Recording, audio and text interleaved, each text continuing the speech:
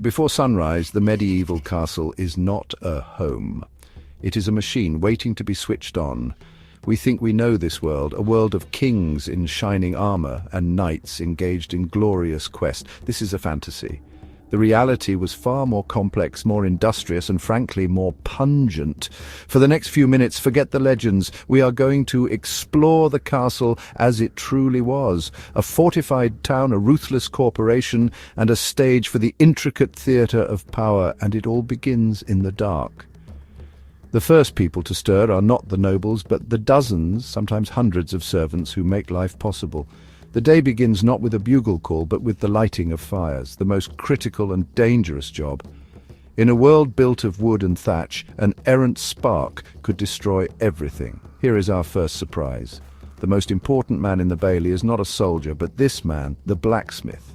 He is the castle's engineer. He repairs armor, forges plowshares for the Lord's fields, and creates the iron hinges and nails that literally hold this world together.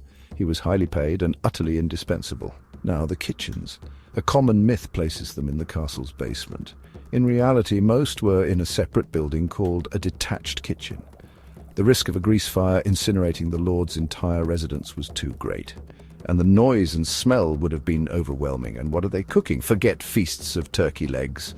For most, the meal is pottage, a thick, perpetual stew of oats, peas, and whatever vegetables were available, simmering for days on end.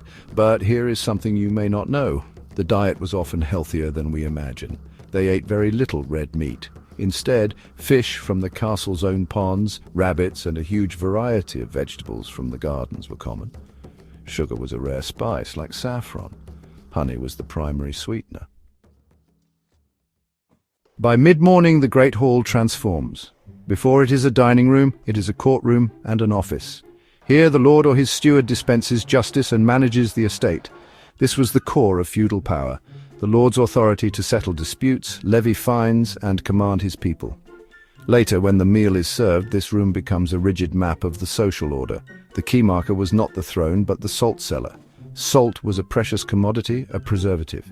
To sit above the salt with the lord's family was to be honored. To sit below the salt with the lesser retainers was to know your place. And what of the women? We picture them as damsels in distress. This is perhaps the greatest misconception. The lady of the castle was its chief operating officer. When her husband was away at war, which was often, she commanded the garrison, managed the estates, and was expected to hold the castle against a siege. The damsel was in fact often its commander. The making of a knight was about far more than combat. A squire spent years learning the so-called 7 knightly arts: riding, swimming, archery, fencing, hunting, chess, and poetry. Notice how many are not directly violent. His primary duty was to serve his knight, acting as a valet and learning the codes of chivalry. Brutality had to be tempered with courtesy. Now, for the dungeon. The word itself comes from the French donjon, meaning the main keep or great tower. This was the most secure, defensible part of the castle. Its primary use, a storeroom, a treasury, a final point of retreat during a siege. While it could be used to hold a high-value prisoner for ransom, the idea of a dedicated subterranean torture chamber in every castle is largely a Gothic fantasy. Justice was typically swift, public, and performed outside the walls. And what of sanitation? Castles were not as filthy as you might think. They were feats of engineering. The garderobe, or toilet, was a chute leading to the moat or a cesspit below. Rainwater was collected from the roofs and channeled into cisterns for washing. While not pristine, it was a managed system.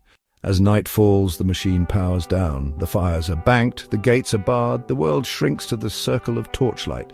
The castle at rest is a testament to the medieval mind, a universe in miniature, governed by faith, bound by oaths, and obsessed with order in a world of chaos. It was not a fairy tale. It was a masterpiece of social and military engineering, populated by real people whose lives were a constant negotiation between duty and survival. The stones that remain are not just ruins. They are the records of that world, holding its secrets for anyone willing to look past the legends.